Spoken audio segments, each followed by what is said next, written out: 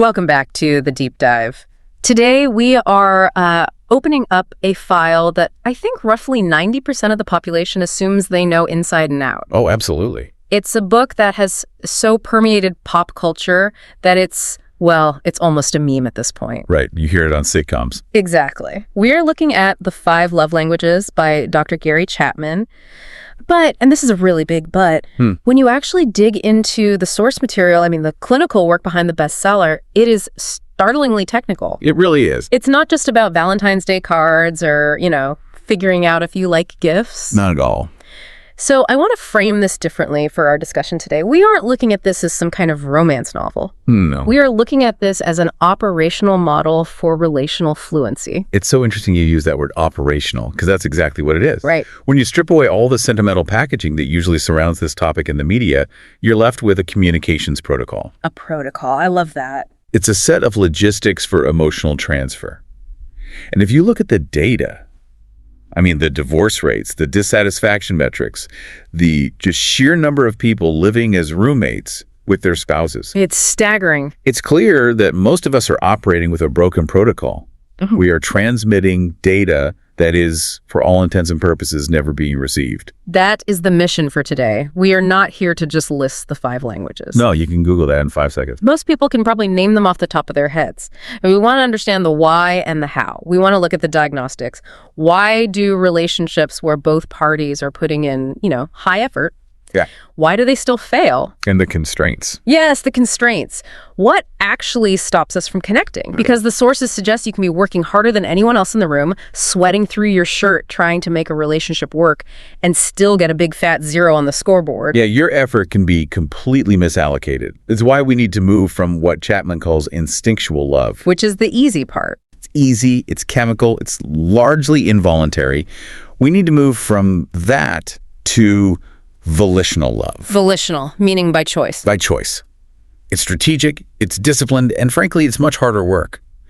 But it's the only kind that lasts past that initial 2-year mark. So let's jump right in. I want to start with a scenario from the source material that just perfectly encapsulates the problem. Okay. It's what I call the paint versus wax scenario.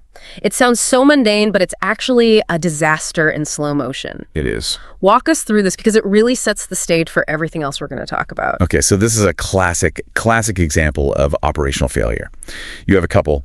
Let's just call them Bob and his wife. Okay. And the context here is absolutely crucial. The wife has been asking Bob to paint their bedroom for months. Not days, months. Months. It's a standing ticket in her mental queue. It's nagging at her. She probably sees the peeling paint every single time she wakes up. It's the first thing she sees. Right. So a Saturday rolls around. It's a beautiful day. And what does Bob do? He goes outside. But he doesn't grab a paintbrush. He doesn't go to the hardware store. No. He spends the entire day washing and waxing the car. And let's be really clear here. He's not slacking off. He isn't sitting on the couch with a beer watching the game. Not at all. He is grinding. He's washing, he's waxing, he's vacuuming the interior. He's probably cleaning the hubcaps with an old toothbrush. Yeah, a Q-tip for the air vents. That level of detail. He's sweating. He is putting in high operational effort. Mm-hmm. And in his mind, he's being a model husband. He thinks he's winning. Totally. He's maintaining the family assets. He feels good about his contribution to the household. He's thinking, I am taking care of business. He probably expects a parade when he walks back inside. He thinks she's going to be thrilled that the car looks brand new. Exactly. He finishes up. He wipes his brow. He feels that sense of accomplishment. But then his wife comes out. She sees the shiny car, and she is not happy. Not even a little bit. She is furious. She says something like, I don't understand you. Today would have been the perfect day for painting the bedroom, and you're out here messing around with the car. Ooh. And Bob is just totally confused. He's hurt. He's thinking, I just worked all day for us. How can you be so ungrateful? How do you not see this effort? Let's unpack this from a diagnostic perspective then. This is not a failure of effort. No. Bob wasn't lazy. He wasn't selfish in his mind. This is a logistics failure. It is a fundamental transmission error. Mm-hmm. Bob was broadcasting on the frequency of acts of service, specifically car maintenance, but his wife was tuned to receive a completely different frequency. Right. She had a receiver set to acts of service, bedroom painting. Or maybe she didn't even care about the surface itself. Maybe what she really needed was words of affirmation about her request being heard or quality time doing the project together. We don't know. But we know he was on the wrong channel. And that highlights the core hook of this entire deep dive. High-effort relationships fail all the time. All the time. Sincerity is not enough. You can be sincerely wrong. That's a powerful line. You can be broadcasting at maximum power, but if the receiver is turned off or, tuned to a different station, the communication value is zero. It doesn't matter how eloquent you are. Bob is effectively speaking German to a woman who only speaks Italian. It doesn't matter how beautiful his German is or how loud he yells it. She can't understand him. The data packet is just lost in transit. Which brings us directly to the core definition of the book. Chapman defines this concept not as romance in some poetic, abstract sense. It's not much more mechanical than that. He calls it linguistic alignment. The entire premise is that we are all born or, raised with a specific primary tongue. Exactly. It's a native language, just like in linguistics. If my emotional need, my native tongue, is words of affirmation, and you try to show me love by, fixing my computer. A very helpful act of service. Incredibly helpful. And I might appreciate the fixed computer logically. I can look at it and say, that implies he cares about my problem. The logic is sound. But emotionally, my tank stays empty. Yeah. I don't feel loved. The logic just doesn't translate into the emotion. So the goal here is what you'd call relational fluency. It's moving from that instinctual state where we just do what feels natural to us. Which is almost always speaking our own language. Right. We move from that to a volitional state. And that means choosing to speak a foreign language. And that's hard. It's so hard. If you've ever tried to learn a second language as an adult, you know it's awkward. It's difficult. You feel clumsy. You make mistakes. But in this context, you are doing it solely for the benefit of the other person. And that's the key strategic shift. It's about the other person. It is an act of service in itself to learn their protocol. And that leads us right into why this fails so often in real life. The source material really points to 3 repeated operational errors that trip people up, before they even get to the languages themselves. Okay, let's hit these. The first one is what I call the golden rule trap. Ah, yes. And this is, it's a bit controversial because we are raised on this. It's embedded in our entire moral fabric. It is a massive, massive inefficiency in intimate relationships. We're all taught the golden rule. Do unto others as you would have them do unto you. It's the foundation of so much. But in a marriage or a long-term partnership, that is often the absolute worst advice you can follow. It sounds like heresy to say it. It does. But look at the mechanics of it. You're making a huge assumption. You're assuming the other person is a clone of you. Exactly. You're assuming universal preferences for how love and respect are communicated. Exactly. It creates a projection error. We just naturally project our own emotional needs onto our partner. We assume, well, what fills my tank must fill theirs. And the book has a great example of this. It does. There's a vivid example in the sources of a husband who was a lavish gift giver. Okay. He bought his wife expensive gifts constantly. Rings, clothes, new gadgets. He was spending serious capital on this. So high effort, high investment. For sure. And why was he doing it? Because his father did that for his mother. And so he learned that gift giving equals love. Plus, he loved getting gifts. It made him feel valuable and seen. So he was just following the golden rule. I like gifts, therefore I will give gifts. Perfectly. And let me guess, the wife. The wife did not care about the gifts. She felt totally neglected. She would look at a brand new diamond ring and feel nothing. Emptiness. Emptiness. Because she didn't want visual symbols of his affection. She likely wanted his time or his touch or his help around the house. But the husband was just operating on his own native programming. He was giving what he wanted to receive. And from a systems perspective, it's an incredible inefficiency in resource allocation. Oh, totally. He's expending high energy and high capital, literally spending thousands of dollars, but getting zero return on investment in terms of relational connection. He's bankrupting himself to buy a product she doesn't even want. It's a classic market mismatch. You're mass-producing a product for which there is no demand, while completely ignoring the actual demand that's right in front of you. It's just bad business, and it turns out it's bad romance. Okay, so that's misstep number 1. What's the second one? Misstep number 2. This is the in-love biological illusion. The tingle. The tingle, the spark, the obsession. Chapman spends a lot of time distinguishing between the obsession, which psychologists call limerence, and what he calls real love. And this distinction is critical for anyone who feels like the spark is gone from their relationship. Absolutely, because Chapman cites research by Dr. Dorothy Tenoff and others, and the data is pretty clear. The in-love high, that euphoric, obsessed feeling where you can't stop thinking about the person. You want to be with them 24/7. Yeah, you forget to eat, you can't sleep.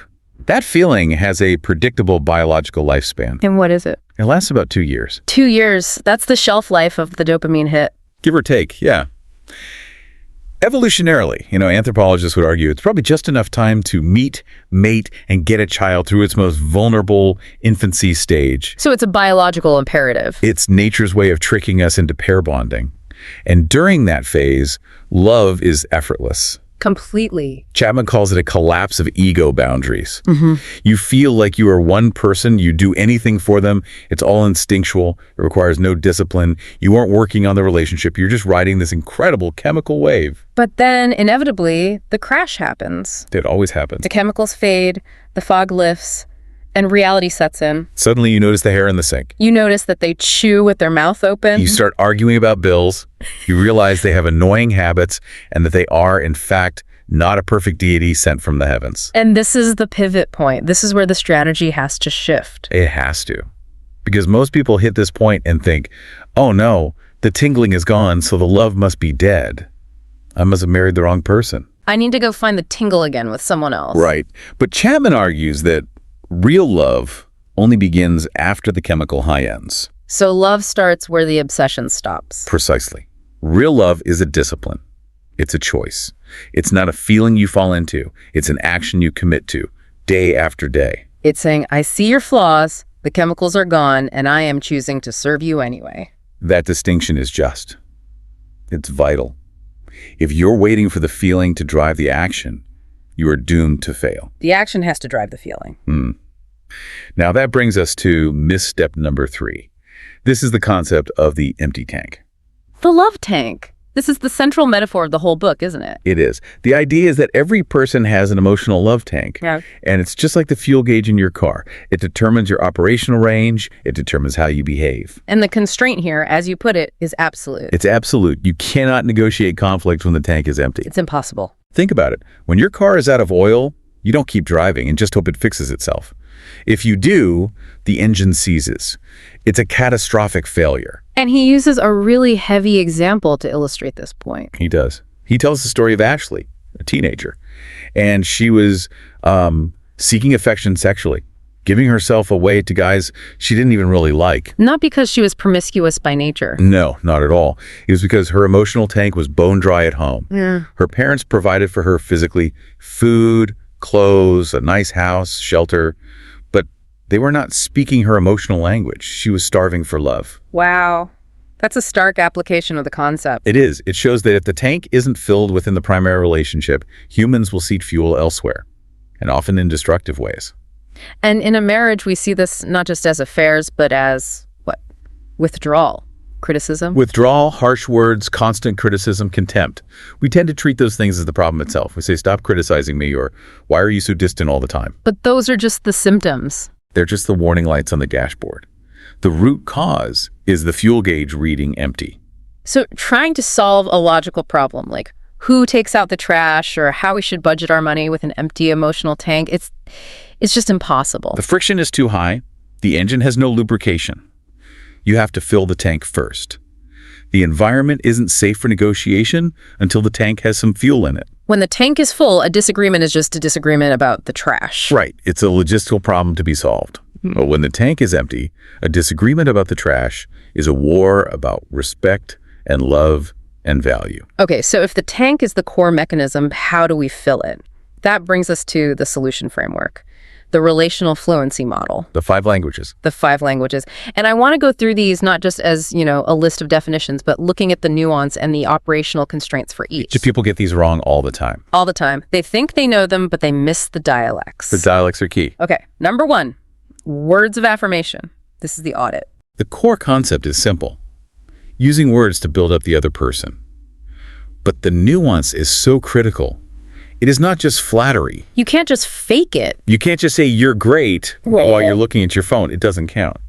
It includes different dialects. Okay, like what? First, you have encouraging words.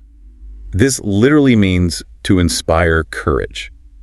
This is for the partner who is insecure about doing something, maybe starting a new job, picking up a hobby. They're standing on the edge of the diving board. And they need you to verbally push them forward. They need to borrow your belief in them until their own belief kicks in. Okay, that's one dialect. What else? Then there are kind words. This is where the tone is the operator. The delivery system is everything. So the what doesn't matter as much as the how. Exactly. You can say, I love you with a scowl on your face, and it doesn't count as an affirmation. It actually counts as an aggression. The sentence, I would be happy to wash the dishes, can be delivered as a gift or as a sarcastic weapon. The tone decides which one it is. And the third dialect is humble words. This is the difference between making a request and making a demand. And Chapman is very clear on this. Crystal clear. He says, love makes requests, not demands. Yeah. A demand puts you in the role of a parent talking to a child or a boss to an employee. It's hierarchical. It is. A request acknowledges the partner's adulthood and their freedom of choice. If you demand, you are crushing intimacy.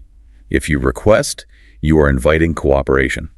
You know, I liked the constraint you noted in our pre-show notes here about nagging. Yeah. Because nagging is verbal, right? So people often confuse it with communication. They think, well, I'm talking about the problem. But it's not. Chapman makes a really profound point here. Nagging is often just a mangled plea for love. A mangled plea? Yeah. When a spouse nags, you never do anything around here, or I have to do everything myself. What they're really screaming is, my tank is empty, and I desperately need to know that you care. But the delivery system is just completely flawed. It's broken. They're trying to extract love through guilt and fear, which never, ever works. It just creates defensiveness and withdrawal. So it's a corrupted file. They're trying to send an invitation, but it arrives as a virus. Perfect analogy. Okay, number 2. Quality time. The asset of attention.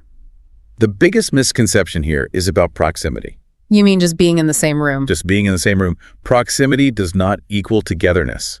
Sitting on the couch watching Netflix while you're both scrolling on your phones is proximity. You are sharing geography. But it is not quality time. Not even close. So what is the operational definition of togetherness then? Focused, undivided attention. Eye contact. Active listening. It's giving the other person 20 minutes of your life that you will never, ever get back. You're creating a shared experience. Yes. It's putting the phone face down on the table. It's closing the laptop. It's locking into their frequency and shutting out all the others. You know, Chapman talks about 2 personality types that often collide here, and I think this is so helpful. The Dead Sea and the Babbling Brook. It's a hilarious and startlingly accurate analogy. I think everyone listening will immediately identify with one of these. For sure. So you have the Babbling Brook. This is the person who talks to think. They gush everything out, every thought, every feeling, every observation. Whatever enters the eye gate or the ear gate comes right out the mouth gate immediately. No filter. Zero filter. And they often marry the Dead Sea. The Dead Sea. The Dead Sea has this huge, deep reservoir where they store information and feelings, but they don't let much out. They process internally. Very internally. They are content just being. They don't need to talk to feel connected. And at first, this is a perfect match. It's the classic opposites attract scenario. It is. The Dead Sea loves the Babbling Brook because finally, I don't have to carry a conversation. I can just listen. And the brook loves the Dead Sea because, finally, someone who just listens and doesn't interrupt me. It's a perfect symbiosis. Yeah. For a while. But flash forward 5 years. The dynamic is flipped. The Babbling Brook is saying, we never talk. I don't know who you are. You're a brick wall. And the Dead Sea is thinking, I know you all too well. Please, for the love of God, stop flowing. I just need silence. So the strategy for the Dead Sea is that they have to learn to flow. They have to learn to talk. It is a discipline for them. It doesn't come naturally. And the brook has to learn to listen. And part of that is what he calls quality conversation. Yes, which means sympathetic listening, not problem solving. This is a huge trap. It's a huge trap, especially for men, often. The Bob the Builder syndrome. I can fix it. Right. She starts venting about her stressful day at work, and he immediately starts offering solutions. Well, if your boss is a jerk, you should just quit. Here's a 3-step plan to update your resume. When she doesn't want a plan. She doesn't want a solution. She wants validation. She wants to be heard. She wants to know you're on her team. If you give a solution when she wants sympathy, you are failing the quality time test. You're not connecting. Okay, that makes sense. Number 3 on the list.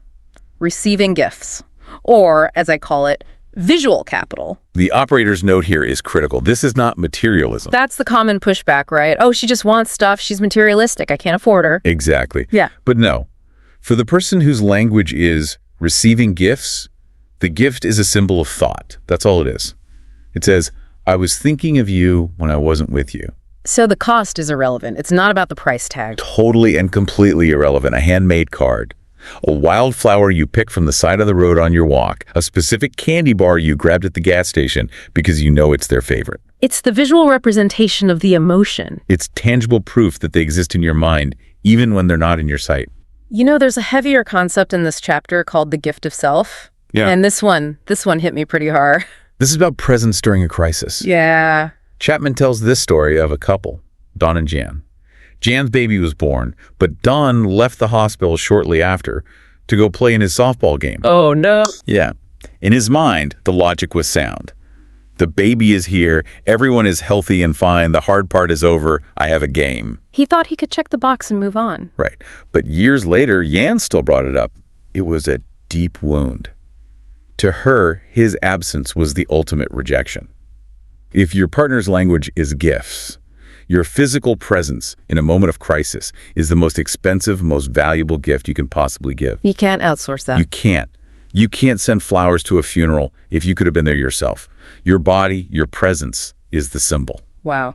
Okay, number 4, acts of service, operational support. This is doing things you know your spouse would like you to do. Cooking a meal, cleaning the bathroom, fixing the car, changing the diaper, handling the finances. The key shift here, it seems, is moving from stereotypes to personalization. That's it exactly. We often just do what we saw our parents do. We default to a script. We do. Chapman talks about another couple, Mark and Mary. Mark mowed the lawn religiously because his dad mowed the lawn. He thought he was performing a key act of service. He was proud of that lawn. He's thinking, I'm a good husband. I do yard work. Meanwhile, Mary didn't give a thought to the lawn. She was inside, drowning with a newborn baby, and desperately needed help with diapers and laundry and dishes. So Mark was serving a stereotype. He wasn't serving Mary. He was doing a job that didn't matter to his actual client. He was fulfilling a role from a 1950s playbook instead of responding to the real-time needs of his partner. It's that audit again. You have to audit your service. Are you doing the things you think are important or the things they have actually asked for? And again, the distinction. Requests give direction to love. Demands stop the flow of love. You cannot demand service. Because that's not marriage. That's slavery or servitude. Service must be freely given to be an expression of love.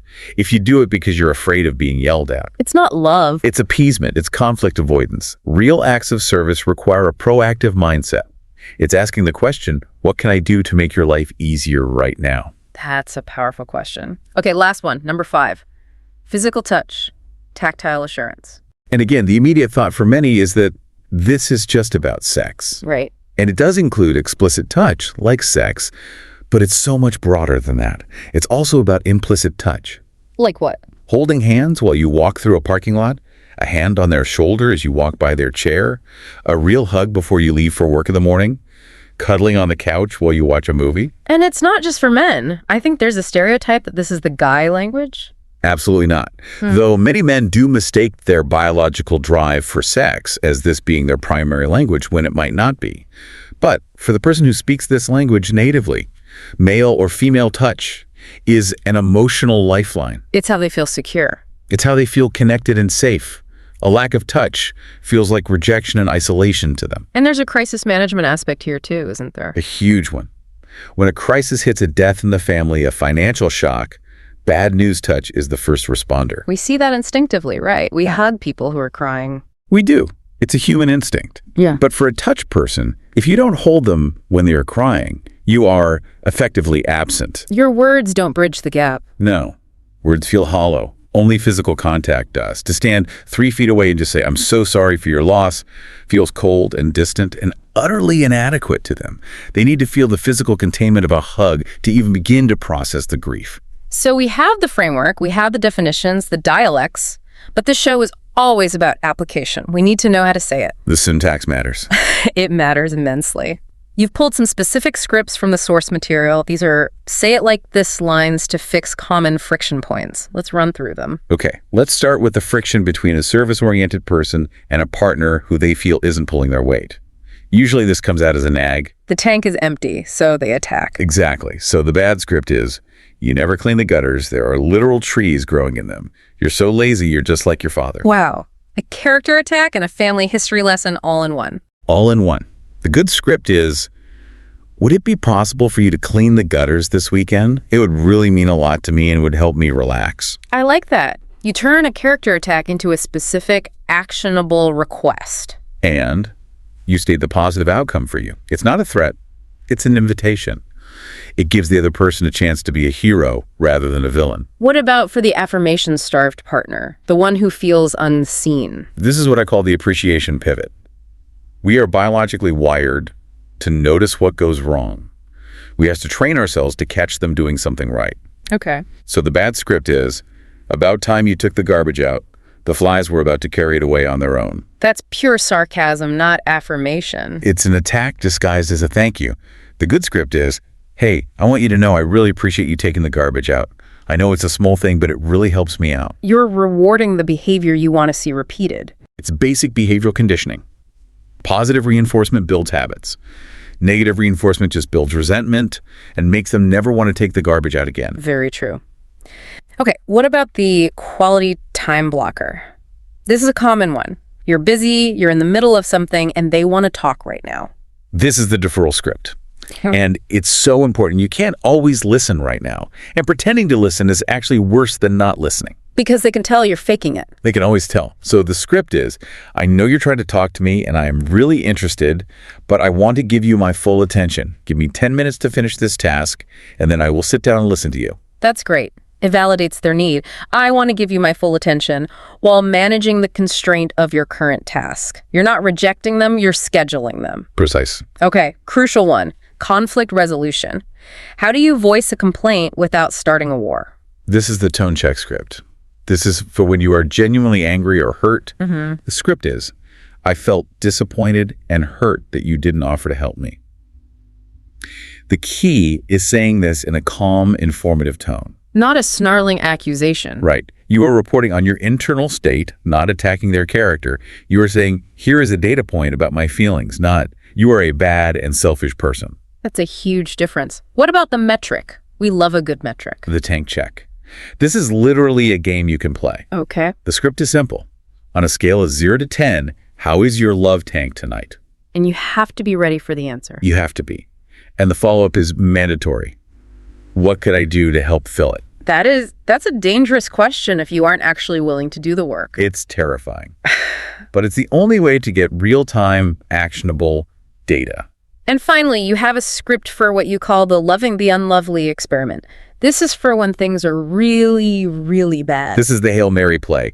This is for when you basically hate each other and are on the brink. The relationship is on the rocks. Yeah. The script is, I've been thinking about us, and I've decided I'd like to be a better spouse to you. If you have any suggestions, I'm open to them. Wow. It completely disarms the opponent. It stops the war and opens a negotiation table. It forces them to stop attacking you and start suggesting solutions. It shifts the entire dynamic from combat to collaboration. That takes a lot of humility. A tremendous amount. But it can break a years-long stalemate. Let's see this in action then. The source material details a case study. Pete and Patsy. Yes, from Chapter 8. This is a classic relational gridlock. Pete and Patsy are the archetype for so many couples. Pete is the husband, and he's withdrawing to his computer constantly. Working, gaming. Working, gaming, browsing, it doesn't matter. He's effectively gone. He lives in the house, but he's not in the marriage. And Patsy, the wife, feels totally neglected. Completely. She's bitter. She's lonely. She's watching him stare at a screen while their marriage just rots from the inside out. So, from the strategist's view, let's run the diagnostic. Patsy thinks Pete doesn't love her because he isn't spending time with her. That's her language. Yeah. Quality time. So she views his time on the computer not as a hobby, but as a direct personal insult.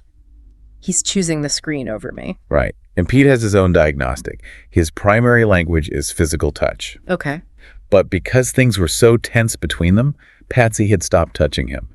She wasn't hugging him. She wasn't kissing him. She wasn't initiating any intimacy because she felt unloved and disconnected. Oh, man. It's a death spiral. It's a feedback loop from hell. It's the perfect negative feedback loop. Pete stopped initiating touch because he was terrified of being rejected again. So he withdrew to the computer to numb out the pain of that rejection. Which Patsy interpreted as a lack of love. So she withheld touch even more to punish him or protect herself. Which drove him further into the computer. Wow. So how did they break the loop? It required what you call an inversion of the dynamic. It did. It took counseling to get there, but the breakthrough was translation. They finally understood each other's code. What did that look like? For Patsy, she had this huge realization that for Pete, touch wasn't just sex or something optional. It was his emotional lifeline. When she withheld it, she wasn't just not in the mood. She was emptying his tank to zero. She was emotionally suffocating him. And Pete, what was his realization? Pete had to realize that the computer wasn't really the problem. The lack of his attention toward Patsy was the problem. The computer was just the symptom of his retreat. So what was the turning point, the operational change? It was Patsy making the first move. She had to act against her feelings. She initiated a hug. She just reached out and touched him physically when he came home from work before he could make a beeline for the computer. She chose to speak his language even though hers wasn't being spoken yet. She did. A simple operational change. And the result was immediate. The book says it was immediate. Pete's tank began to fill from that one small gesture. His whole demeanor changed instantly. And because his tank now had a little fuel, he naturally pivoted to giving her what she needed. Which was attention. Attention. He stepped away from the computer without her even having to ask. It seems almost too simple. It does. But it illustrates the mechanism so perfectly. It wasn't a deep character flaw in either of them. It was a dialect error, a communication breakdown. They were just misinterpreting the signal. And it proves that you can reverse engineer the feeling. Patsy did not feel like touching Pete. She was angry and hurt. But she chose to do it as a strategy. And that strategic action revived the relationship. It did. So where does that leave us? As always, we want to send the listener away with a clear, actionable, strategic plan. We've got 3 specific actions and 1 metric. Okay. Action 1, the complaint audit. The complaint audit. For the next week, just listen. Listen to what your spouse complains about the most. This is pure data. It's market research. It is. If they constantly say, "We never talk anymore," that is not just a complaint. It is a revealed preference for quality time. If they say, "You never help me around the house," that is a clear signal for acts of service. So you treat the complaint as a reverse engineered request. Exactly. It's a map to their heart. It's just disguised as a gripe. Okay, that's powerful. Action 2. Action 2, the request audit. Similar idea. What do they ask of you most often? Stop hearing it as a nag and start hearing it as the answer key to the test. They're literally giving you the answers. They're telling you exactly how to win. If they're always asking for a back rub, their language is probably physical touch. If they're always asking your opinion on things, it might be quality conversation. Pay attention to the recurring requests. Okay, and action 3. Action 3 is the unnatural choice. This is the hardest one. This is where the rubber meets the road. It is. Pick one action this week that feels completely unnatural to you, but aligns directly with what you suspect their language is. If you hate vacuuming with a passion, but they love acts of service, you vacuum the whole house. If you feel silly and awkward writing a love note, but they crave words of affirmation, you write the note. Yes. And why? Why is it so important to do the thing we hate, the thing that feels unnatural? Because, as Chapman notes in Chapter 10, when it doesn't come naturally, it's a greater expression of love. You get more credit for it. So much more. You get more credit for the unnatural act because it costs you more. It proves the love is volitional, not just instinctual. It proves you are willing to stretch and be uncomfortable for them. That makes a lot of sense. And finally, the metric. Play the 0 to 10 tank check game. Commit to it. Do it 3 times a week for the next 3 weeks. Just ask the question. On a scale of 0 to 10, how's your love tank? And if the score is low, say a 3 or 4, you ask the follow-up. What is one specific thing I can do tonight to help raise that score? That is so actionable, and it's so clear. And it removes all the guesswork. You stop shooting in the dark. You become a sniper for their affection. We've unpacked the system. We've looked at the diagnostics, the operational failures, the scripts. I want to leave you with this final thought. We often treat love as this grand mystery, something that just happens to us, a feeling we fall into. Like it's a hole in the ground. Right. But the source material here suggests something much more empowering, much more strategic. Love isn't a feeling you fall into. It's a strategy you commit to. The question isn't, are you in love? The real question is, do you have the fluency to keep the tank full? And if you do the work to gain the fluency, the feelings almost always follow. Thanks for diving in with us. We'll see you on the next one.